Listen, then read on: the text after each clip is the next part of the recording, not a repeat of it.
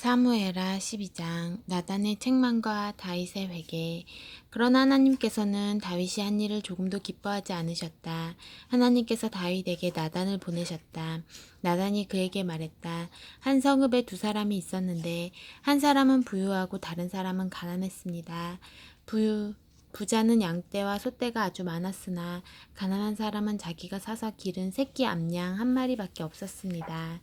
그 양은 그와 그의 자녀들과 함께 한 가족처럼 자랐습니다. 왕은 그의 접시에서 먹고 그의 잔에서 마시며 그의 침대에서 잤습니다. 그에게는 딸과 같은 존재였습니다. 하루는 한 나그네가 부자의 집에 찾아왔습니다. 그런데 부자는 자기 소떼나 양떼 중에서 짐승을 잡아 손님의 식사를 차리고 싶지 않았습니다. 너무나 인색한 사람이었던 그는 가난한 사람의 암양을 빼앗아 식사를 차려 손님 앞에 내놓았습니다. 다윗은 크게 화를 내며 나단에게 말했다. 하나님께서 참으로 살아계심을 두고 맹세하는데 그런 일을 한 사람은 마땅히 죽어야 할 것입니다. 죄를 짓고 인색하게 굴었으니 그 양을 4배로 갚아야 합니다. 왕이 바로 그 사람입니다. 나단이 말했다. 하나님 이스라엘의 하나님께서 왕에게 말씀하십니다. 내가 너를 이스라엘의 왕으로 삼았다. 내가 너를 사울의 손아귀에서 벗어나게 했다. 내가 내게 내 주인의 딸과 아내들을 주어 소유하고 품게 했다. 내가 내게 이스라엘과 유다도 주었다. 그것으로 부족했다면 내가 기꺼이 더 주었을 것이다. 그런데 네가 어찌하여 하나님의 말씀을 업신여기고 이 큰 악을 행하였느냐. 너는 햇사람 우리아를 죽이고 그의 아내를 빼앗아 내 아내로 삼았다. 더구나 너는 그를 암몬 사람의 칼로 죽였다. 내가 이렇게 하나님을 업신여기고 햇사람 우리아의 아내를 빼앗았으니 이제 살인과 살육이 두고두고 내 집안을 괴롭힐 것이다. 나 하나님의 하는 말을 명심하여라. 내가 바로 내 집안의 일로 너를 괴롭게 할 것이다. 네가 보는 앞에서 내 아내들을 빼앗아 너와 가까운 사람에게 주겠고 그는 공공연하게 그들과 잠자리를 같이 할 것이다.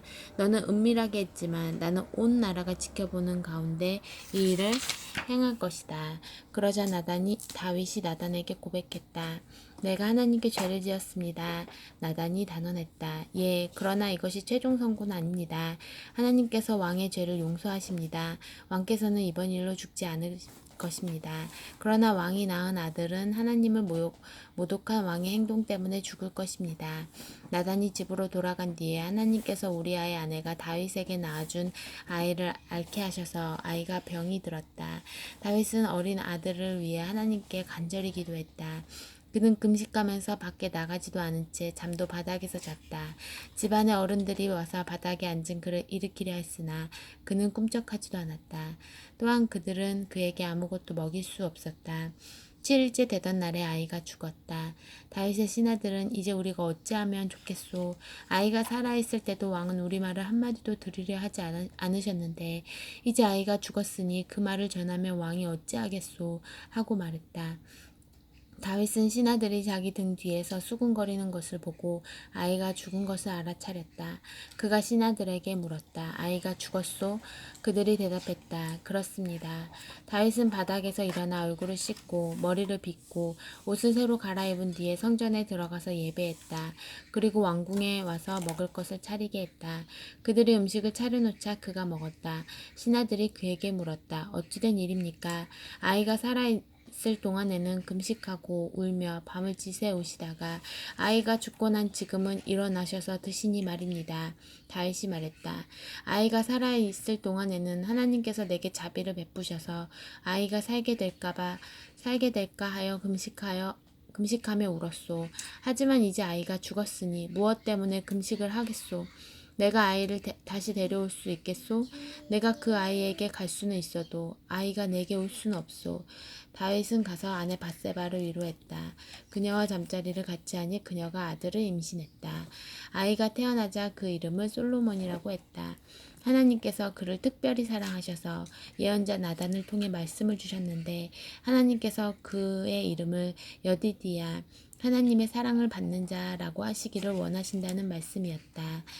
라빠에서 암몬 사람과 전쟁 중이던 요압은 암몬 왕의 도성을 점령했다. 그는 다윗에게 전령을 보내 말했다. 제가 라빠에서 싸워 방금 성의 급수시설을 점령했습니다. 왕께서는 급히 남은 군대를 소집하여 이 성에 진을 치고 직접 마무리하십시오. 그렇지 않으면 제가 성을 점령하여 왕 대신 모든 공로를 취하게 될 것입니다. 그래서 다윗은 군대를 모아 라빠로 가서 싸우고 그곳을 점령했다. 다윗이 암몬 왕의 머리에서 왕관을 벗겼는데 금관에 보석이 박혀 있어 아주 무거웠다. 다윗이 그 관을 들어 머리에 썼다. 그들은 그 성을 약탈하여 엄청난 양의 전리품을 가져왔다. 다윗은 그곳 백성을 성에서 다 내보내고 종처럼 톱질과 곡괭이질, 도끼질과 벽돌을 굽는 일을 시켰다. 그는 암몬 사람의 모든 성읍에서 그와 같이 행했다. 그러고 나서 다윗과 군대는 예루살렘으로 돌아왔다. 13장 암논과 다말. 그 후에 이런 일이 있었다. 다윗의 아들 압살롬에게는 아주 매력적인 누이가 있었다. 그녀의 이름은 다말이었다. 다윗의 다른 아들인 암논이 다말을 사랑했다. 암논은 상사병이 날 정도로 누이 다말에게 빠져 있었다. 다말이 처녀였으므로 암논은 그녀를 자기 손에 넣을 방법을 찾을 수 없었다. 암논에게 요나답이라는 친한 친구가 있었는데 그는 다윗의 형 시므아의 아들이었다. 요나답은 남달리 세상 물정에 밝았다. 그가 암논에게 말했다. 왕자께서 어찌 날마다 이렇게 침울해 계십니까? 무엇 때문에 속을 태우고 계신지 나에게 말씀해 보십시오. 암논이 말했다. 내 동생 압살롬의 누이인 다말 때문이라네. 내가 다말을 사랑한다네. 요나답이 말했다. 이렇게 하시면 됩니다. 자리에 누워서 병이 난 척 하십시오. 왕께서 왕자님을 보러 오시거든 제 누이 다말이 와서 제 앞에서 저녁을 차리고 제게 먹이도록 해주십시오 하고 말씀드리십시오. 그리하여 암논은 자리에 드러누워 앉는 척을 했다. 왕이 보러 오자 암논은 청이 있습니다. 제 누이 다말이 와서 제 앞에서 영양가 있는 음식을 빚어 제게 먹이도록 해주십시오 하고 말했다. 다윗은 마침 집에 있던 다말에게 말을 전했다. 내 오라비 암논의 집으로 가서 그에게 식사를 차려주거라. 다말이 오라버니 암논의 집으로 갔다.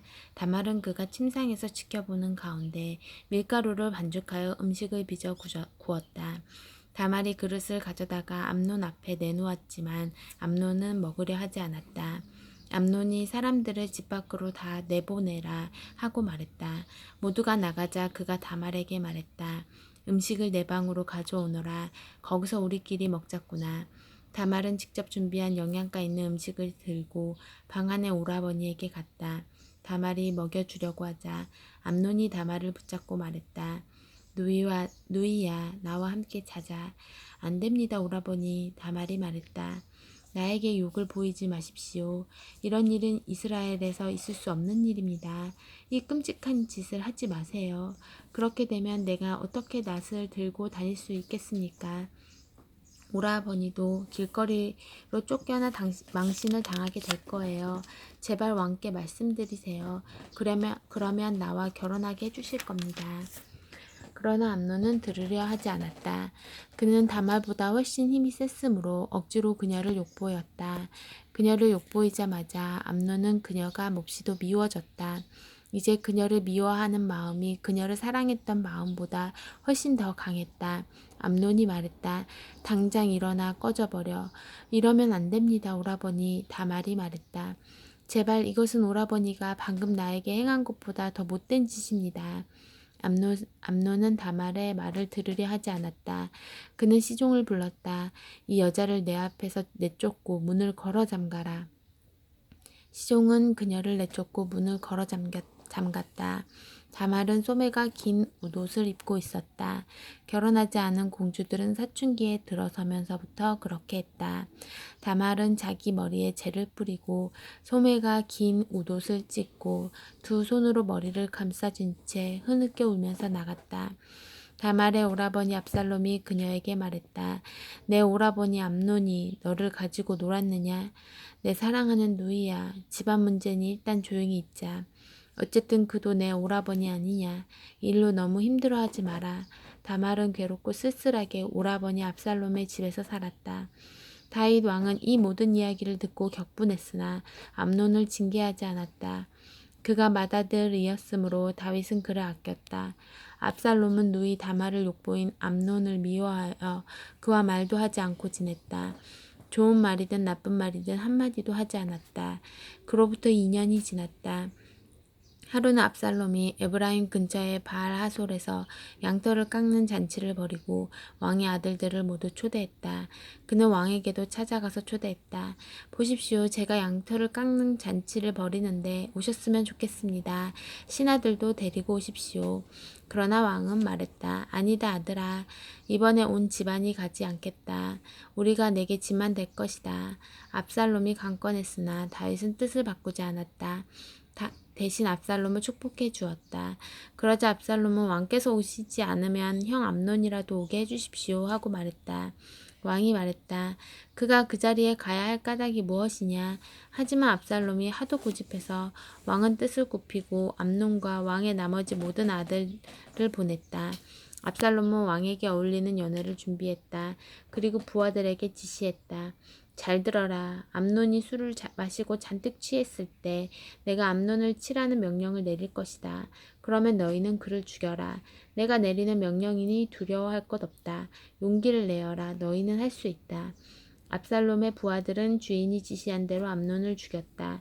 그러자 왕의 아들들은 정신없이 그 자리를 빠져나가 요새에 올라타고 달아났다. 그들이 달아나고 있는 동안에 압살롬이 방금 왕의 아들들을 하나도 남김없이 다 죽였다는 소식이 왕에게 들어갔다. 왕은 일어나서 옷을 갈기갈기 잡아 찢고 바닥에 엎드렸다.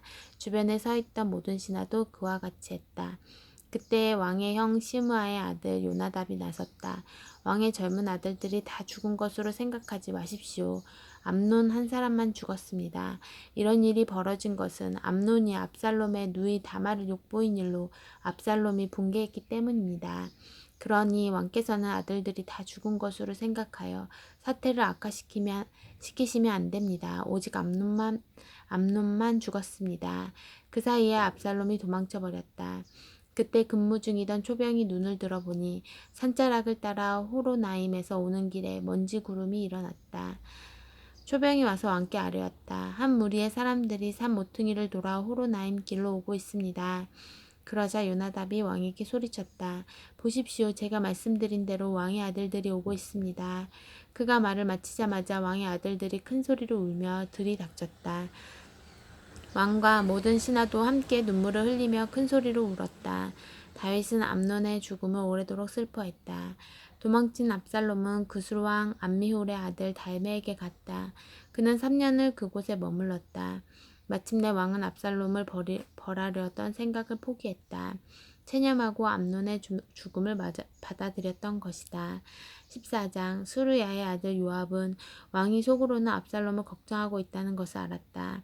그래서 두고아로 사람을 보내어 그곳에 사는 한 지혜로운 여인을 불러 지시했다. 너는 상중인 척하여 검은 옷을 입고 머리를 빗지 말고 사랑하는 사람을 보내고 오랫동안 슬퍼한 사람처럼 보이도록 하여라. 그 다음에 왕께 가서 이렇게 아뢰어라. 그리고 나서 요압은 한 여인이 할 말을 정확히 일러주었다. 드고아 여인은 왕에게 가서 그 앞에 엎드려 절하고 경의를 표하며 말했다. 왕이시여 도와주십시오. 왕이 말했다. 어떻게 도와주면 되겠느냐? 여인이 말했다. 저는 과부입니다. 남편은 죽고 두 아들만 남았습니다. 그 둘이 들판에서 싸움이 붙었는데 끼어들어 말려줄 사람이 주위에 아무도 없었습니다. 그래서 하나가 다른 하나를 쳐서 죽였습니다. 그러자 온 집안이 제게 달려들어 살인자를 내놓아라. 그가 형제를 죽였으니 우리가 그 목숨값으로 그를 죽이겠다고 요구했습니다. 그들은 상속자를 없애 제게 남은 생명의 작은 부씨마저 꺼트리려고 합니다. 그렇게 되면 이 땅에 제 남편의 흔적은 아무것도 그야말로 이름조차 남지 않게 됩니다. 그래서 이 모든 일로 감히 내 주인이신 왕께 나왔습니다. 그들이 제 삶을 비참하게 만드니 저는 두렵습니다. 저는 마음속으로 이렇게 생각했습니다. 왕께 가야겠다. 왕이시라면 무슨 방법이 있으실 것이다. 왕께서 이 사정을 들으시면 나와 내 아들과 하나님의 유산을 모조리 없애버리려는 사람들의 횡포에서 나를 구해주실 것이다. 또한 이 종은 일찍이 왕께서는 선악을 분별하시는 데 있어 하나님의 천사와 같은 분이시니 이 일에 최종 판결을 내려주실 것이다 하고 생각했습니다. 하나님께서 왕과 함께 하시기를 빕니다. 왕이 말했다. 내가 이 일을 처리해 줄 테니 집으로 가 있거라. 두고와 여인이 말했다. 무슨 일이 일어나든지 그 책임은 모두 제가 지겠습니다. 저는 왕과 왕의 명예에 누를 끼치고 싶지 않습니다. 왕이 말을 이었다. 지금까지 너를 괴롭히던 그 사람을 데려오너라. 더 이상 너를 괴롭게 하지 못하도록 내가 조치할 것이다. 여인이 말했다. 왕께서는 하나님의 이름으로 말씀하셔서 자기 멋대로 정의를 실행하겠다는 이 자가 제 아들을 죽이는 것은 물론이요. 그 어떤 것도 하지 못하게 해주십시오. 왕이 말했다. 하나님께서 참으로 살아계심을 두고 맹세한다. 내 아들의 머리카락 하나도 잃지 않을 것이다. 그러자 여인이 물었다. 내 주인이신 왕께 한 가지만 더 아뢰어도 되겠습니까? 왕이 말했다. 말해보아라. 여인이 말했다. 그렇다면 어찌하여 왕께서는 하나님의 백성에게 바로 그 같은 일을 행하셨습니까? 왕께서는 내쫓긴 아들을 집에 데려오지 않으시니 방금 내리신 판결대로라면 자신에게 유죄를 선고하신 셈입니다. 우리는 모두 언젠가는 죽습니다. 한번 땅에 쏟은 물은 다시 담을 수 없습니다. 하지만 하나님께서는 생명을 빼앗지 않으십니다. 그분은 기어이 방법을 내셔서 쫓겨난 자라도 돌아오게 하십니다. 그러자 왕이 말했다. 내가 네게 하나 묻겠다. 진실하게 대답하여라. 여인이 말했다. 예, 내 주인이신 왕께서는 말씀하십시오. 왕이 말했다. 이 일에 요압이 개입되었느냐? 내 주인인 왕이시여.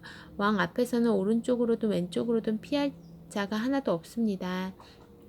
그렇습니다. 저에게 이 일을 시키고 이 모든 말을 일러준 사람은 주인님의 신하 요압입니다. 요압은 이 모든 일을 되돌리고 싶어 그렇게 한 것입니다. 그러나 왕께서는 하나님의 천사처럼 지혜로우시니 이 땅에서 일어난 일들을 어떻게 처리해야 할지 다 아실 것입니다.